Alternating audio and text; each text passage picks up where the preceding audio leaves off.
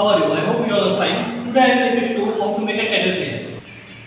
Okay, so first of all, the material you will need to make a caterpillar is first of all you need a white sheet paper, a scissor, a glue, and a simple pen. And if you have a compass, it's very good. Or if you can take a round shape, something like this, or you can take any water bottle, cup, or something round like shape. Okay.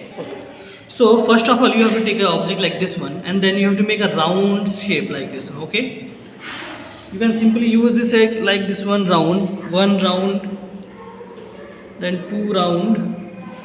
I'm just showing you an example. Okay. Then you can give a three round. Then you have to use a scissor, and you have to cut this round.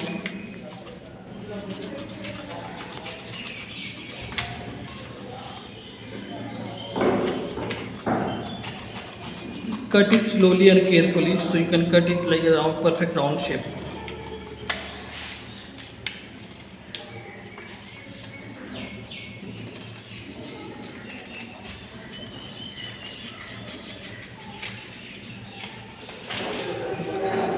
Okay, so you will total make a 6 round circle. Okay, now you have to write 5 vowels. As you know, A, E, I, O, and U. Now you will arrange these letters like this one. Now you can see we are having some round shaped line chain, and you have one extra round shape. In this round shape you will make the eye of a caterpillar, and you can make simply a face. Okay. Now you all need.